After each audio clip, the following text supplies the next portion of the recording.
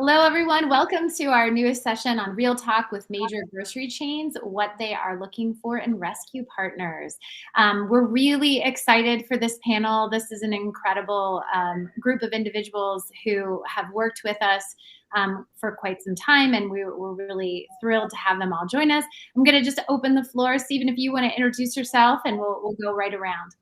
Absolutely. Stephen Jennings. I'm with Della's USA. I'm on the health and sustainability team, leading stakeholder relations for our U.S. companies and supporting our global strategy. All right, and Mel? Hi, good afternoon. So my name is Melinda. I sit on the community relations and food insecurity team for Giant Eagle. Wonderful. And John?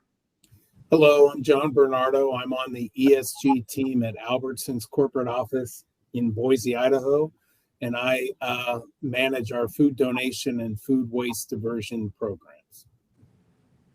Wonderful. So it's such a pleasure to have all of you. Stephen, we're going to have you just begin and tell us a little bit about how you're navigating all of this and these collaborations in your sector. Sure, absolutely. So I have a unique perspective of starting 27 years ago as a bagger in one of our stores. And it's very interesting how we've come through 360 and then some. Because I tell this story as horrible as it is, but I tell this story all the time. I can remember back in the day being if you were the night closer bagger, you were the one that had to throw all the trash away at the end of the day. And unfortunately, 27 years ago, we did not have outlets at that time for creating these great partnerships that we'll talk about today.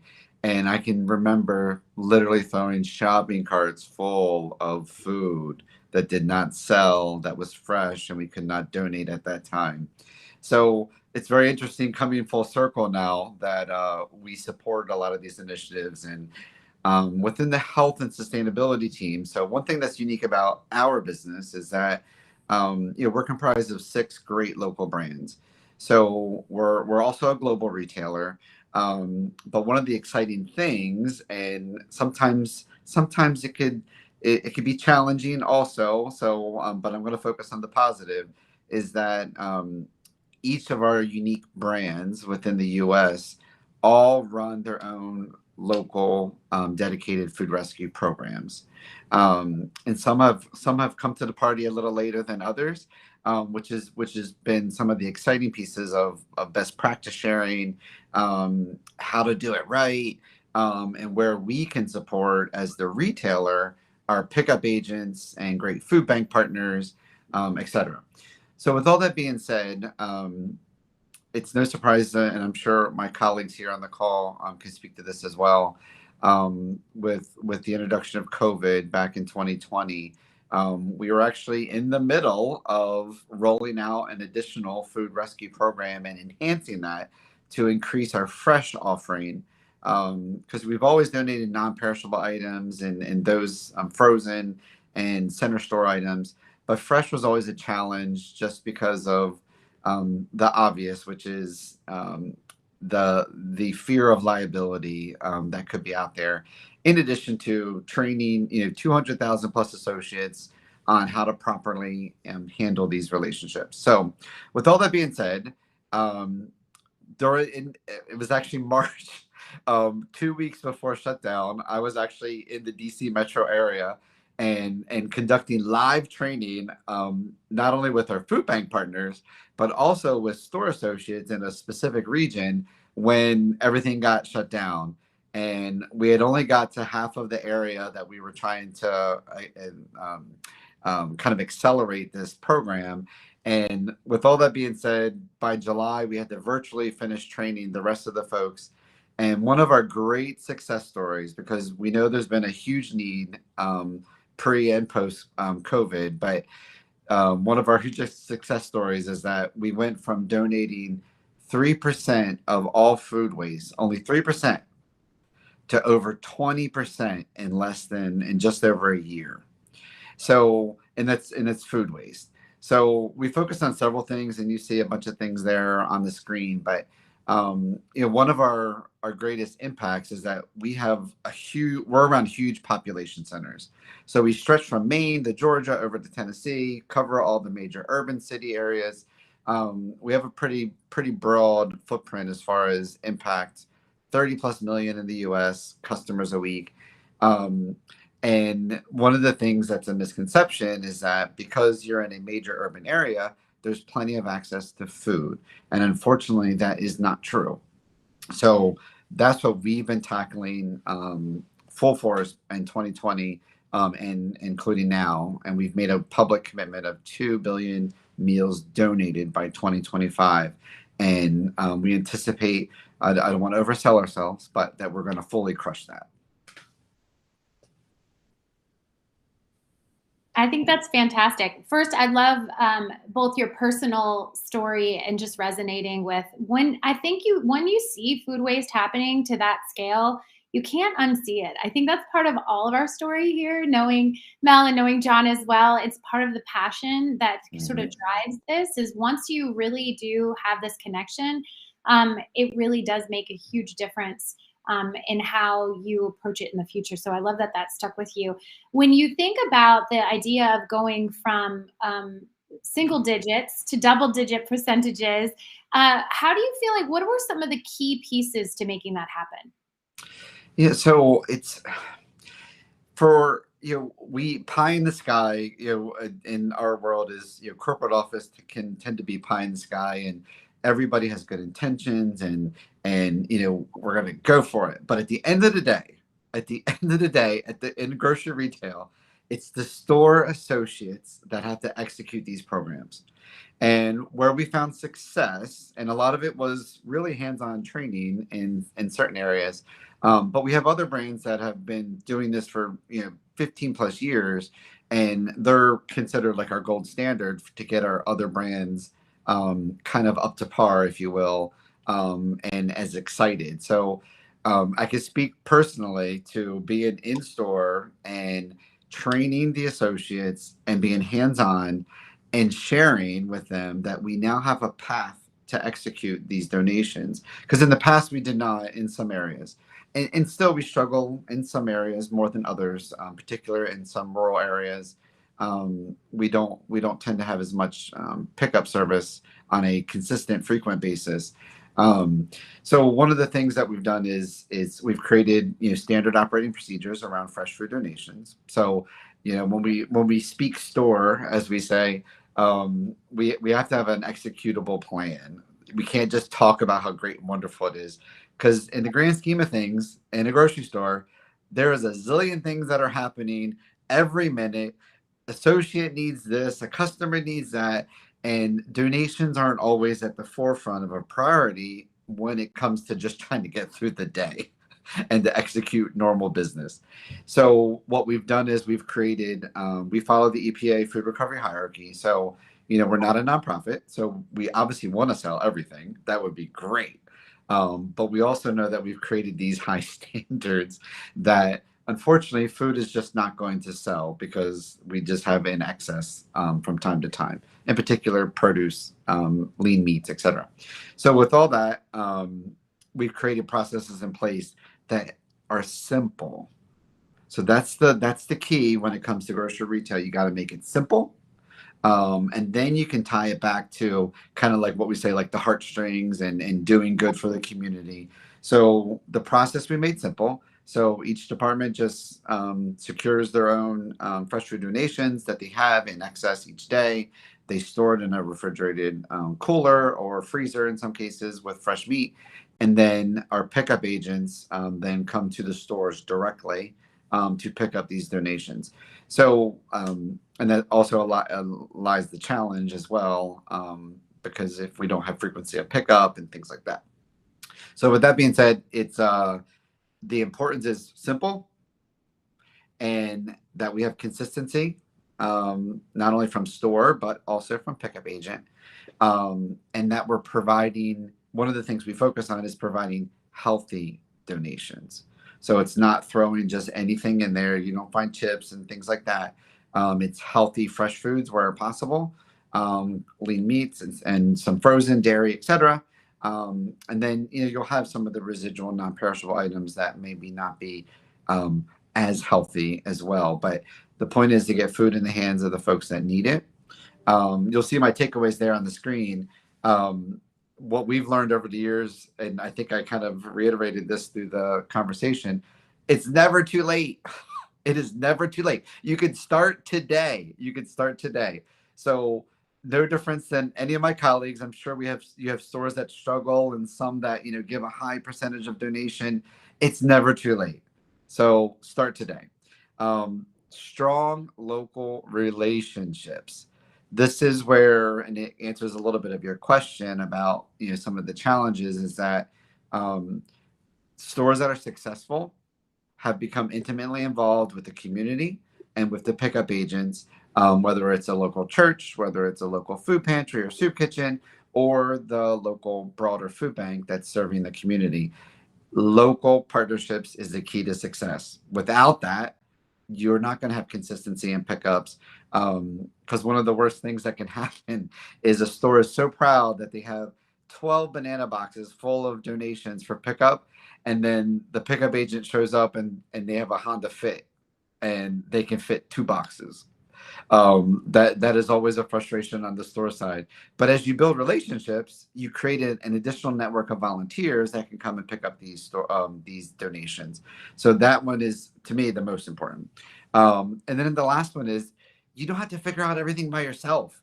There are so many partners out there today, and we've partnered with many ourselves because sometimes we have gaps in certain geographic areas. So that may be where we need to partner with somebody. So we can't always do everything on our own, although we think we can. But like, there's great companies like Flash Food, Too Good to Go, Sharing Access. There's so many folks out there locally, regionally, and nationally that can support you on your journey to increase food donations and get it in the hands of people that need it. Thank you, Stephen. We so appreciate that. And so many organizations are represented in the Hunger Relief space on the live stream and are doing food recovery. And I will say that each of your organizations has had a very open door towards these type of collaborations, which is a really big deal, because oftentimes, unless organizations are coming through a certain pipeline, sometimes they're really met with closed doors. And that can be really frustrating when we're out doing important work, trying to be kind of the and, not the or, filling up any of those gaps so that there can be those opportunities. And I just applaud all 3 of your organizations and your advocacy for those sort of radical collaborations that sometimes aren't always easy, because, John, I'm sure will speak to this a little bit, but his team has talked about, it's like trying to, knit a patchwork of different solutions all in one space and still keep it simple on the ground. One of the things that you said that really resonates with me is the idea of leadership supporting the local, those that are working in the store. We know that grocery has a challenge. There's high turnover. There's challenges to the work itself. Training is always a bit of a challenge. So creating the infrastructure that empowers that. One story that I remember one of your coworkers did at Refed was talking about the Golden Trash Can Award that they were giving from store to store, and it became a spray painted trash can that everyone wanted to display in their store. And I thought that was such a fantastic idea, because they were making not only the idea of what can we do together, but they put a little competition in, knowing how grocers can be. It's not a bad idea. Do you want to share a little bit about how that's worked? Yeah. So each of our brands have, they've chosen their own unique path on how to share, whether it's success or reward folks. So it's there's nothing that fuels, at least our companies, like competition. So because we have 6 unique local brands, we kind of, maybe a little intentionally, we pit them against each other, and we're like, well, hey, Stop and Shop's doing this. What are you doing?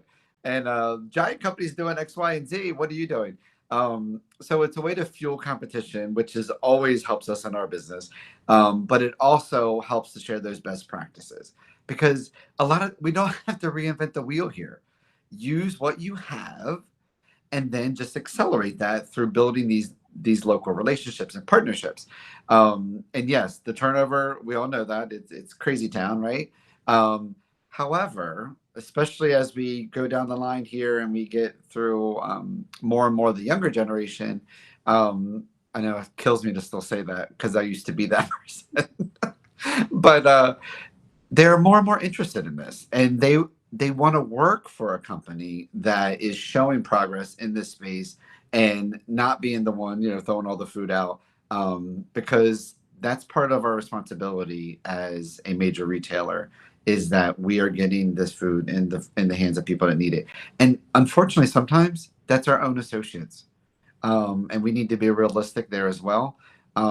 So when they see that we're working in collaboration with not only community partners, but our food banks, but their local church, and again, their local soup kitchen and so on, it really showcases value to the associate and helps us actually reduce that turnover, because they see that we're making true impact in the space.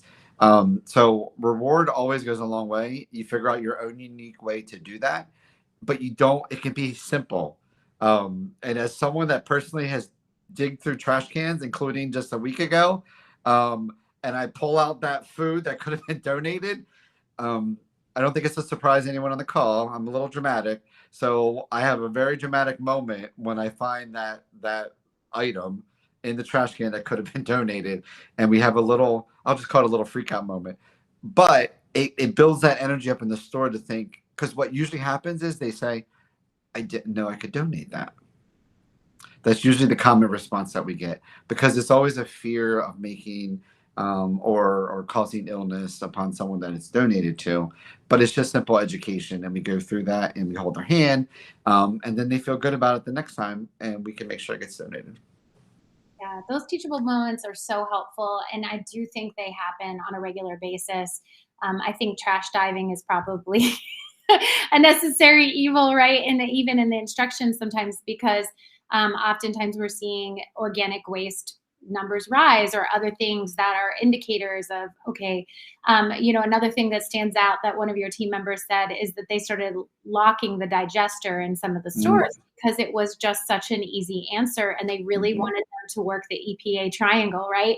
To where let's use nutrition at its highest use possible through the stages of its life cycle. And I love that. I think that that's a hard decision, right? Because it is sometimes the easier path and a reasonable path, but being able to even hold the team accountable for what that looks like is a big deal. Victoria, you said it perfectly. When you make it easy to throw it away, it gets thrown away. When you make it easy to donate, then it gets donated, for sure. So yes, all of our compactors are locked. I love it. I love it. Thank you so much, Stephen. John, I'm going to head over to you. And there is a question in the chat that I'm going to actually have you take on. Maybe you integrate it into your talk, or maybe this is something you just talk about towards the end, talking about really how do you head overproduction off at the pass. I know you've done a lot of work on this just from our conversations and thinking about prevention and what that looks like. I know all three of you actually do quite a bit of this. But John, I'm going to hand it over to you to go ahead and present. Hello, it's great to be here. Thanks for organizing this, Victoria and Jen. Yes, I'm with Albertsons. We're in 34 states. Grocery is a complicated business. We don't make rockets here, but I think it's just as complicated, to be honest with you. And donating is not easy as it should be. I agree with Stephen. If you make it easy, it'll happen more frequently. You asked a question just now, Victoria, about production, and let me go through a hierarchy, not the EPA hierarchy, but the Albertsons company hierarchy. In our stores, our number one priority is to sell product at full price. Sorry, that may sound greedy, but we're a publicly traded company in a capitalist economy. That's what we focus on. So you sell products at full price. When that doesn't happen, you sell products at a markdown or reduced price. If that doesn't happen, then you take those products and you say, Can I return them through the product reclamation center or direct store delivery or scan dump? These are ways that a grocer is reimbursed for products that didn't sell. Number 4 is donate the product, because by the time you've gone through number 1, 2, and 3, you have this item that you haven't been able to sell. It's probably approaching its code date, which I have a major issue with, but that's for another time. And now we need to remove it from the store. And for goodness sake, why wouldn't I give it to a food bank who will come at no charge and pick it up and take it away, versus paying to have it diverted for compost or diverted into a landfill at a cost to the store? So if you're looking at that hierarchy, one of the first things you do is say, well, yeah, it's great to sell at full price, but let's make sure we don't overorder or overproduce. So we're using AI technology. Some is third party, like Fresh, and some is our own proprietary, like Vision Pro and FAR. And these are just names, but they are ways of us better organizing how much are we going to produce this week, how much are we going to order from the distribution center. So it is key, because you don't want to overproduce. It doesn't help your bottom line. And I'll tell you that using AI, it's a great way for me to be able to tell a store director or a division manager, look, just because we're donating doesn't mean that we're overproducing or we're producing just to donate. I do believe that happened in the past. It's tougher to happen now, and that's very important. Can you go on, Patrick, to my next slide, please? So this is what we call our Recipe for Change program. This is at Albertsons, and it's got 4 legs to it. One is the planet, and that's reducing our carbon emissions. One is for people, and that's for diversity and inclusion. One is for product, and one is for community. And of course, for community, we're basically looking at food donations and enabling meals through our Nourishing Neighbors program. So I fall in under the Recipe for Change program. Next slide, please. And so what we're trying to do here is I need to help my food bank partners come to our store and be efficient, but I also need their help. So I have to identify a food bank partner. I have to identify how often can they come? Do they have transportation? We've run into issues where, like in Washington, D.C., I've got a food bank that really needs the food. They don't have the transportation or the volunteers. So we're doing a project right now with Uber, and we're using Uber to provide the delivery service. I don't know if that's the answer, but it is just a bridge that we're using until things change. Can we better train our associates? That's a big part of what I'm working on right now, is internal training on what can be donated, how to donate it, how you store it, etc., and what departments can participate. And I'm happy to say that Albertsons has more in-store Starbucks cafes than any other retailer in the U.S., and we have just finalized the agreement that we can donate in-store Starbucks just like their standalones do. That's 1,300 locations. That's a big difference. And we're not talking just about coffee, but certainly like the breakfast sandwiches, etc. So there's nutrition in there as well. We do need to look at diversion. We do have diversion in our stores, but as Stephen mentioned, sometimes it's easier to place it in a diversion bin than it is to donate it. So it's back to the education. It's back to the people side of things. Why should you donate? Why is it important, and who benefits? And I totally agree with what was said earlier. we have a number of associates who also rely on food banks. Is that because we don't pay a decent salary? No, it's because they may be the only person working, but they're taking care of 2 children, maybe a grandparents, maybe someone else in the family. And so one salary just doesn't cover it. So when an associate sees that we're really trying to donate the food, that makes a difference. And I hear about that in a positive manner. Now, Victoria, what I'd like to do is reach out to the food bank partners and let them know what they can do to help us help them. So I've got this product that didn't sell, and yes, you are doing me a tremendous service by taking it and giving it to food insecure neighbors of our stores. That's awesome. And yes, you're helping my bottom line because I'm not paying to get rid of it. So the social aspect is huge, but there's a financial and environmental as well. You keep organics out of the landfill, you reduce methane emissions, which contribute to climate change. So there's a huge benefit here.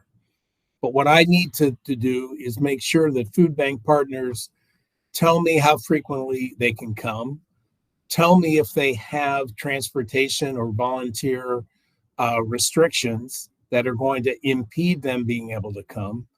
Ideally, I want every store to be serviced 6 days a week.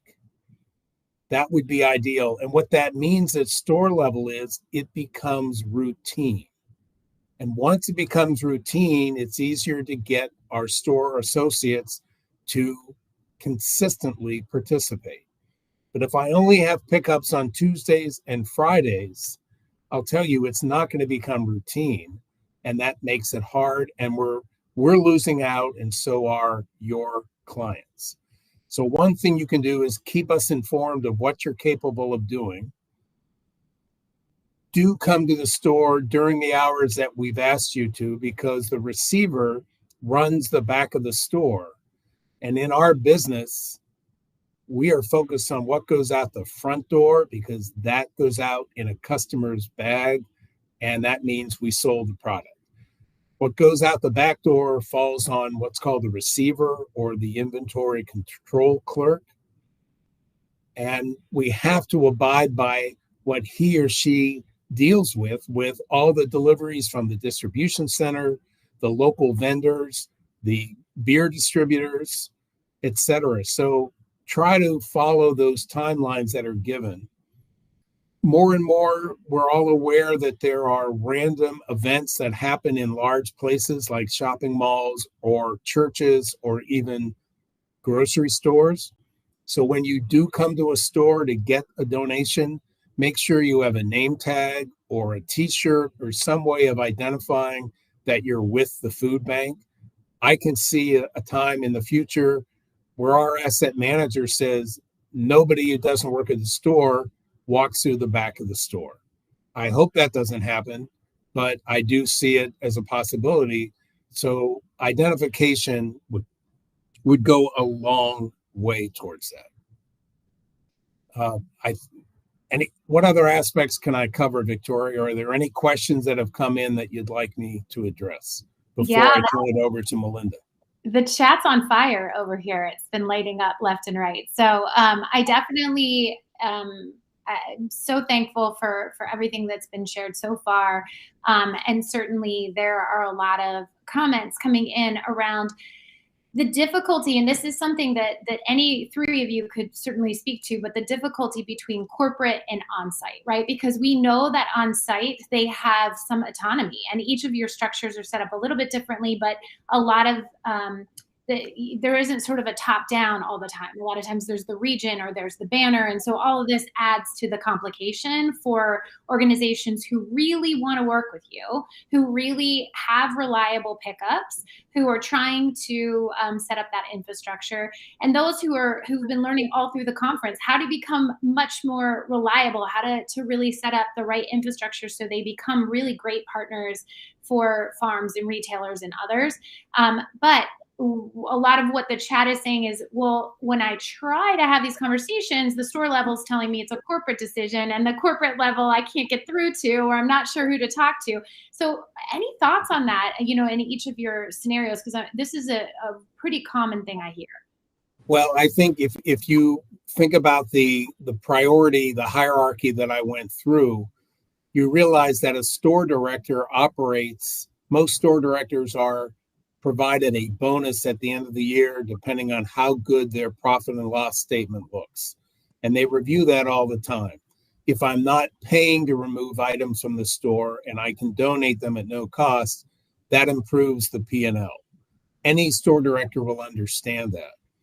Yes, it may be a corporate thing, but the store director reports to a district manager who reports to a division president, and that's how you go up the hierarchy. So it's really important to remind stores, yes, you're doing a social benefit here, for sure. But you can also talk to them in the language that they are forced to speak most of the time, and that's financials. And so that's my suggestion in that regard. Yeah, if I could add to that, because a couple of our brands were referenced. So, I mean, John's absolutely right. Remember what we stated. It's that our goal is to sell everything. So what ends up happening in one day, a Tuesday of next week, I could have 20 banana boxes. It depends on, it's the nature of our business. The next day, I might have 0. So what happens, unfortunately, and not every time, but this is just an example that's more common, is when we have a pickup agent that comes in one or 2 days a week, it's not the volume that maybe they were anticipating or expecting that day, then frustration builds. And if there's a communication breakdown, then all of a sudden that partner just stops kind of coming and stops showing up. And so like John's footprint and Melinda, like we're operating thousands of stores in some cases here.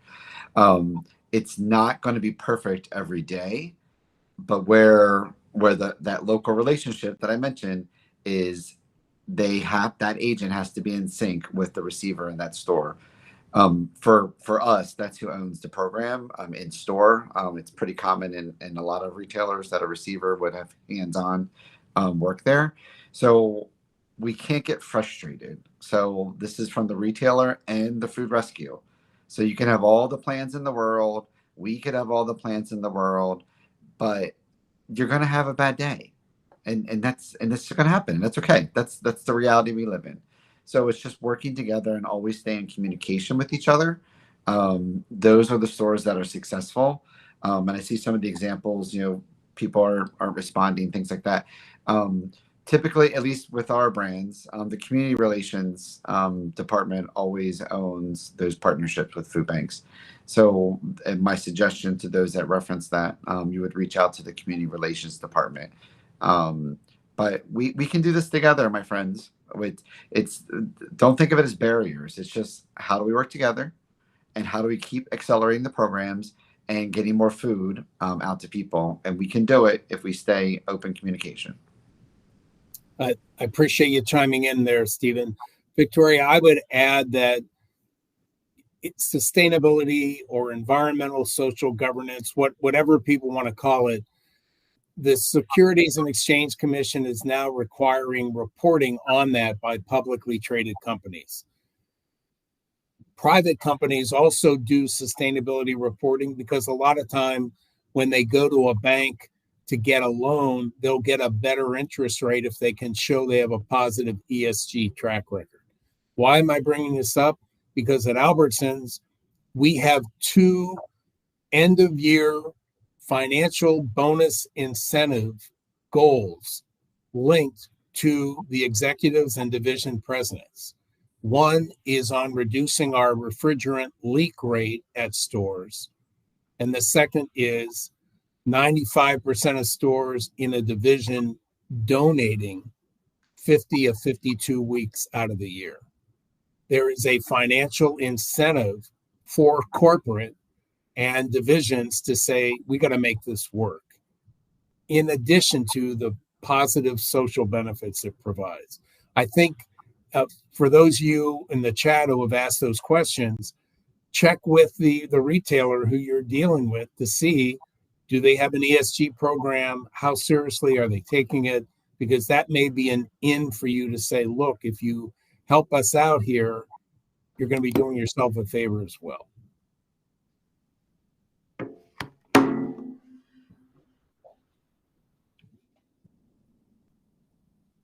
I think that's a great point. And another thing that seems to be coming up a lot as well in thinking about the difference between collaborations that go beyond, one partner organization. So a lot of times, it is complicated for the retail to do that. But one thing that has been really inspiring and helpful is all three of your organizations have been very clear about the fact that that is not your goal, to be exclusive or to in any way, if you have a viable model that's safe to get food to people who need it in your community, all of your organizations have, from a corporate level, said, this is important to us, and we want to do this, and we want to partner.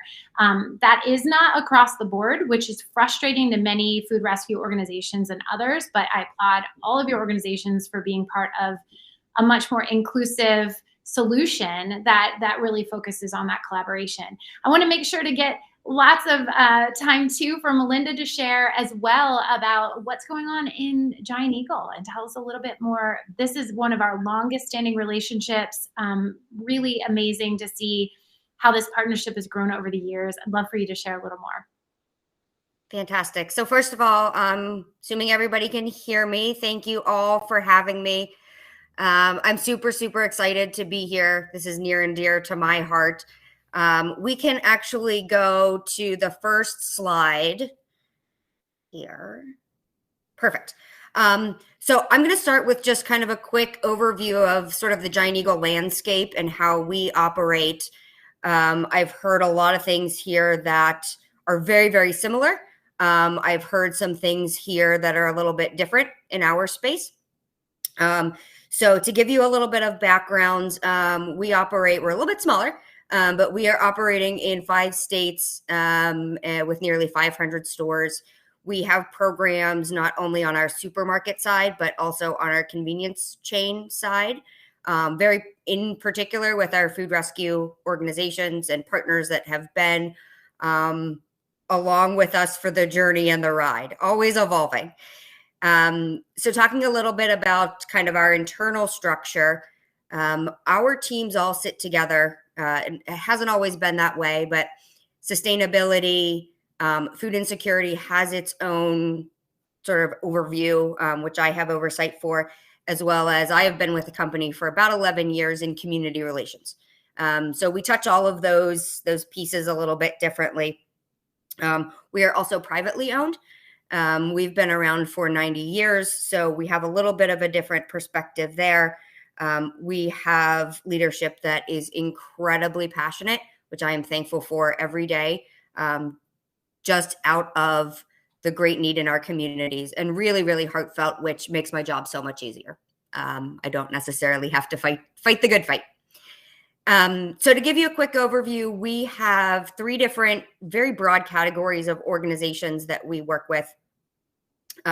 So first is our Fresh Food Rescue organization. So that's a lot of the groups here today, 412 Food Rescue, who have been with us for the longest, Lake Erie Food Rescue, Hunger Network, been fantastic partners as we navigate this space. We also have our partners with Feeding America and the food banks. We have partnerships with all of the food banks in our network. And because we have been around so long, we have what I call our legacy independents. So these are sort of, as I call them, Bob's Food Pantry, right? Those folks that have been with us for a very, very long time aren't necessarily an agency in one of the larger networks, but have been grandfathered into our programs. So again, being around for 90 years, this has been near and dear to our heart and something that's been ingrained in the fabric. So, we have a really long history. This was not a program that when I stepped into it, it was not something that needed to be built. It is something that needed to be cleaned up a little bit, streamlined, continuing education on all of the good work. So a little bit of a different approach as we walked in. And you'll see here kind of how we do different things, the supermarkets, the convenience. We also donate to our warehouses or from our warehouses, excuse me, from the fresh food to the fresh food rescue organizations, as well as Feeding America. So that's a really high level overview of us. So you can flip to that next slide.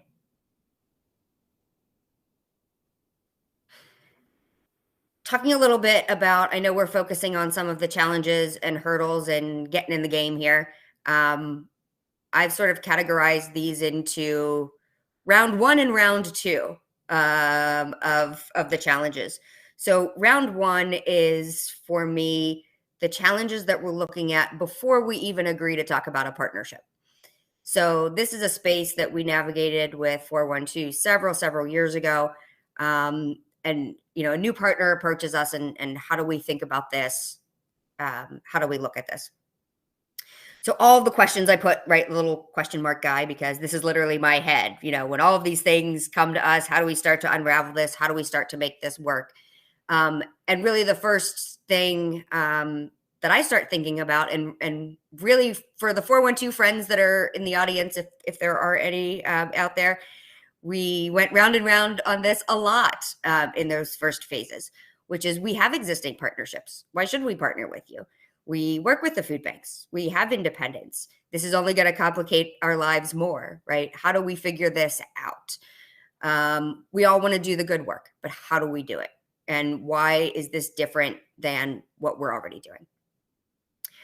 Secondarily, I think everybody on the call, Victoria, I love that you said the patchwork landscape, and we've been using that. I am not always so positive. I like to say herding the cats, but it's a lot of herding cats and very positive patchwork landscape.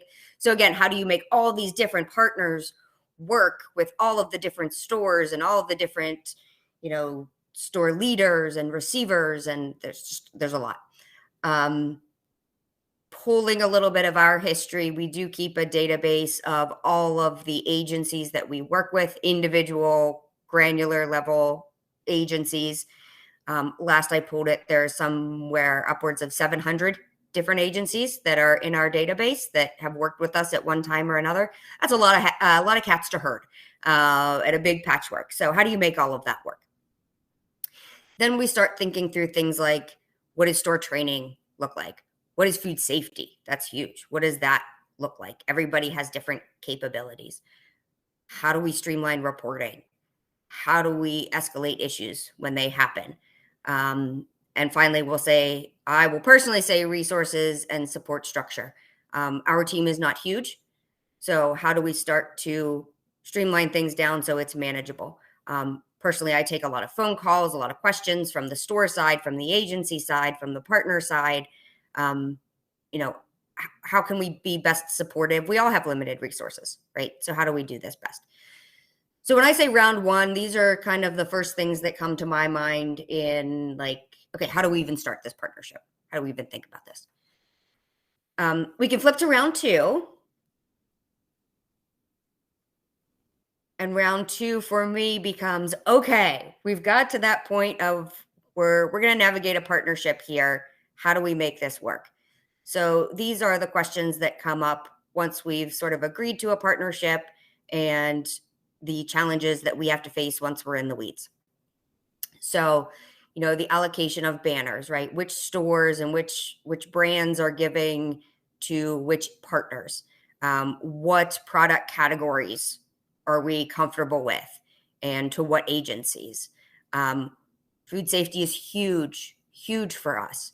So I'm sure my colleagues here will agree the food safety piece is a big part of it.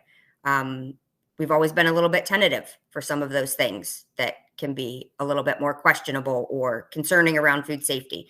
So how do we start to get some comfortability around that? Dairy is something that we've been talking about for a long time, and I'm going to continue to kind of push and understand. The produce feels good. The bakery feels good. We have a fairly robust meat program on the frozen side where we freeze it, and we've kind of figured that out how do you deal with like the yogurts and the cottage cheeses and the things like that that can be a little bit more finicky around code dates.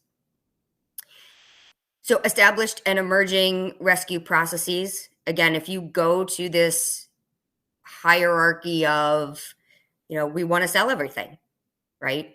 Food donation is not at the top of that hierarchy. It's sell it first, then it becomes reclamation center. Flash food is new on the scene. And, there are other teams within our company that are working on those things. So how do you integrate what they're trying to do and what we are trying to do? And how do we all kind of fit together? Our reclamation center came about, years ago, 5, maybe 6 at this point, definitely pre-pandemic. Flash food is new. It's a lot new to us, at least. A lot of what we are talking about and how we're navigating that. So those are ongoing conversations. And then I just give a quick case study on what I'll call cross-pollination of agencies, right? So you get to this space, I've kind of gotten to this space where we have the food banks and we have these legacy partners and we have the fresh food rescue organizations. And just, I don't know, a week ago, Swissvale Cares comes to us and says, we want to get on board. And they check all the boxes, right? Food safety, check. 501c3, check. Store that has capacity to do it, check all the boxes. We go, okay, well, we're going to do this with a rescue, right? Or fresh food rescue. Are we going to do it with Feeding America? What sort of group do you want to get into? Well, Swissvale Cares apparently belongs to both groupings of organizations. So how do you now start to kind of navigate that? I don't have an answer for that yet, but I think it just speaks a little bit to kind of devils in the details. So we work through that every day. I don't know how much time we have. I'm going to peek for a minute. But I do have some takeaways. You have time. Go right ahead. All right, perfect. So action steps. First and foremost, think collaboratively and complementary. How can I amplify the current programs is the question for me. When we first had our conversations, we already had existing programs. A lot of times when I get approached by an individual agency or a new partner, there is a little bit of a push and pull, right? And I get a little bit of feedback or a little bit of an approach that is, hey, we're doing great things in the community. You should work with us. How do we start? Like, okay, hold on. We have some programs already. We want to do good, but come with that mentality of collaborative thinking.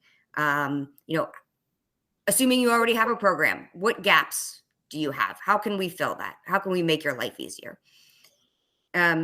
Secondarily, approach with a problem-solving mindset and engage in active listening. So this pulls right from point 1, kind of initial questions for me that I like to hear. How can we help you reduce your food waste? Is food waste even your primary concern? For us, the answer is yes. I think for a lot of my colleagues, the answer is yes. But you may find that that is not the only thing that people are thinking about, right? So food waste, yes. Sustainability, costs. You don't always go in assuming what you think the answer is. I think that there are some questions you can certainly go into prepared for a conversation, but that active listening is important because you may not hear what you think you're going to hear. And then third, present solutions that are easy and turnkey. Again, it's all about making things as simple as possible. What format of reporting would you like to see? What preferred methods of communication? That second question is very personal for me. I am an email kind of girl. I'm not good at phone calls. So speaking other people's language, right? Meeting them where they are is probably the best takeaways that I can recommend for the group. I love it. Those are so helpful and such great insight from all of you. Thank you so much. I will say I love the communication point. That really resonates. I can tell you for years now of working in both food service and launching a food rescue, grocers want bullet points. words, and you might only get about 2 or 3. That is my my food rescue, learn to speak their language, right? If you've got a lot of information in there, they're not reading it. So it's a fast industry, and you're definitely, required to move quickly, and you have a lot of things pulling at your attention on a regular basis. I so appreciate both the community aspect as well as the sustainability component. I think there's a whole nother piece of language around really health equity and food equity, and the idea of working collaboratively with diverse partners, as complicated as it is. You've all made the choice to do so, which to me is a really big deal, because it actually does add more difficulty into your lives. However, it is creating a more equitable, sustainable community, which I think has great value. I want to keep talking for quite some time, because these are all my favorite topics, but we are coming to a close with what time we have. I do want to also mention that the polling results from the breakout session are in. They've been tallied, and so we will be moving to our 3 o'clock announcement of what that session will be. And we have some great content on the way. Thank you all for joining us, and panelists, we so appreciate your valuable information that you've shared. We look forward to connecting very soon. Thanks, everyone. Thank you all. Thank you.